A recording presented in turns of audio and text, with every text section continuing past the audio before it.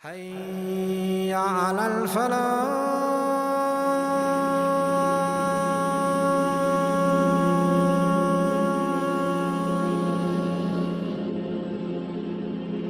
The children of Israel lived there 40 years and many of them died out. During that time, both Prophet Musa and Prophet Harun alayhim as-salam died during the time of the 40 years of the lost wood in the land. Then what happens? Allah sent another prophet to the children of Israel while they were in the lost wood land. His name was Yusha Ibn Nun. In biblical terms, Joshua, a prophet. He is from the descendants of Prophet Ibrahim a.s. He was an apprentice to Musa a.s. and Musa AS taught him. And then, after Musa and Harun's death, Allah appointed Joshua, to be the new prophet. And it was with him that he led the new generation, the second generation, and they entered Jerusalem finally. He led them into Jerusalem and they conquered the Canaanites, the Canaanites, the giants that lived in Jerusalem, the Holy Land, the Holy City. That's which they entered into, and Allah gave them authority over it. Yusha alayhi salam, he made an order in the land.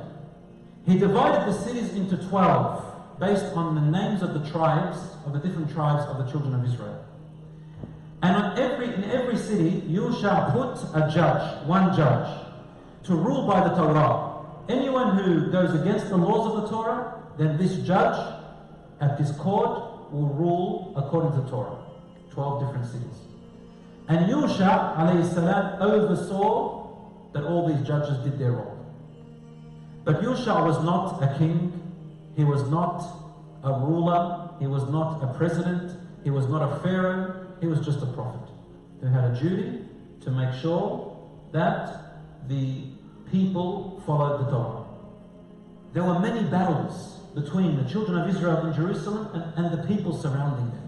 They had many battles, hundreds, with the Canaanites. They kept coming back, the Babylonians, all the people surrounding them, because they all wanted the land of Jerusalem.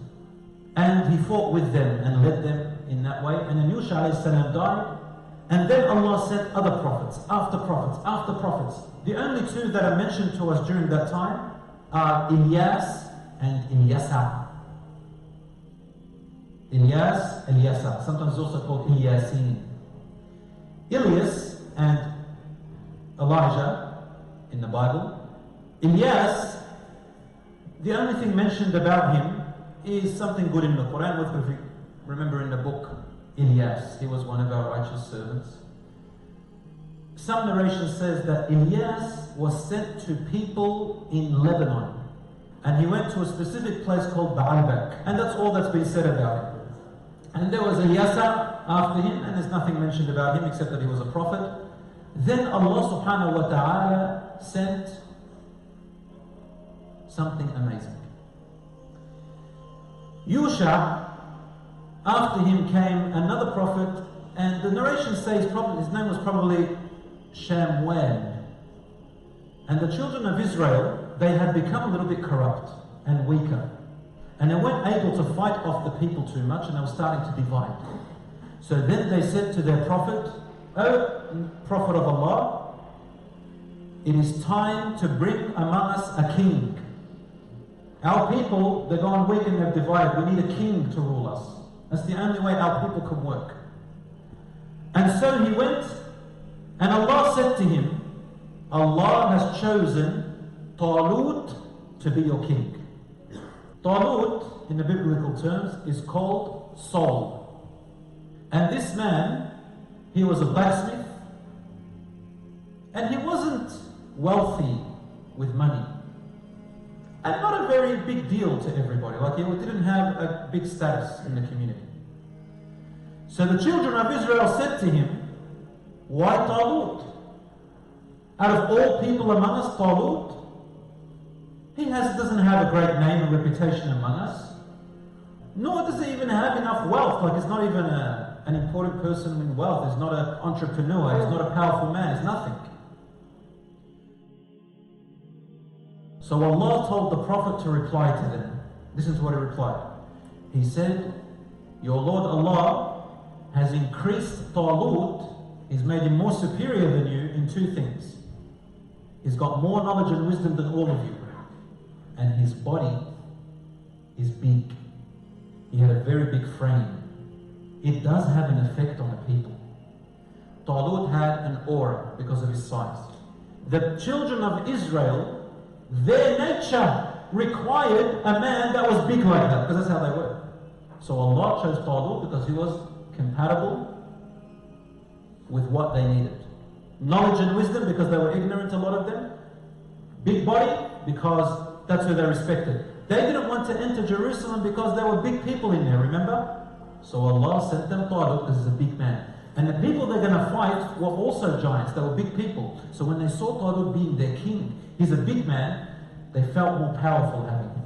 And this was the wisdom of Allah to choose Talut. And he was obviously God-fearing. So then they said, well, how can we believe you, O Prophet, that Talut is really the king? I mean, this is big stuff. We're going to have to follow him.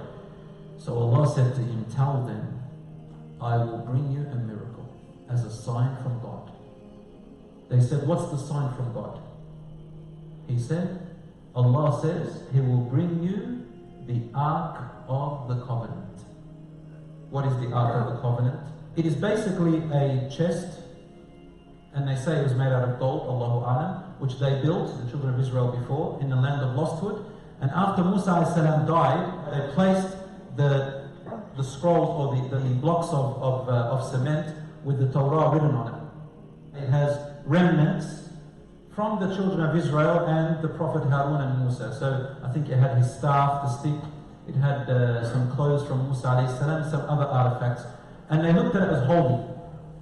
What had happened to the Ark of the Covenant is that they had it with them, and during the battles, one of the enemies had stolen the Ark of the Covenant away from them. Why? To make them lose morale. When they took the Ark of the Covenant away from the children of Israel because they had their hearts too attached to it, they lost morale. They thought, we're not going to win. We're not going to get victory from God because we lost the Ark of the Covenant. And this is a wisdom from God, to take away something which they put their trust in when they should have put their trust in God. The enemies took it and they didn't know where it was. So He said, I'll return it back to you by the will of Allah. They said, oh, that's a great miracle, the best miracle. And suddenly before their eyes they saw angels bringing the Ark to them, and it landed back in Jerusalem without anyone knowing, and they had their Ark of the Covenant back. And so they accepted Talut, Saul, to be their king, and they were hesitant about it. This is hypocrisy when your belief is not firm. Allah then tells us the story. Talut, Saul, he was commanded by God through the Prophet that he must take the people to fight the Canaanites, the giants that were still attacking them in Jerusalem, outside of Jerusalem, in Palestine. Talut, Saul wanted to give them a little test. He said, we're going to cross a river. None of you is allowed to drink from the river and even look back once you've passed it. Don't look back and don't drink from the river except one palmful, just for your energy. Allah says, the majority of them drank from it, except only a few obeyed him. SubhanAllah. He wanted to test it, and so they were exiled, denied from fighting because they were not faithful enough. They were going to ruin the whole army. And He took the most righteous among them, which were less than half of them. When they reached the enemy, they were big people. They got scared. So Talut stood up and he told them, don't be afraid. Recall how many small armies have beaten big armies before by the will of Allah. Have your strength together, unite together, rely on Allah, and don't worry about your numbers. Go. And from among them came a huge man from the enemies. His name in the Bible is called Goliath. In the Qur'an it's called Jalut. He comes up, was the massive, strongest. Everybody got afraid of him. So Talut stood up, Saul, and he said to the children of Israel, who will stand against this great man Goliath? And I will give them my daughter to marry, and they will inherit the kingdom after me. A young man came out who was short. He had a wide forehead, blonde hair, big blue eyes, white, small and stocky. He comes up. Who was he? Prophet Dawood alayhi salam.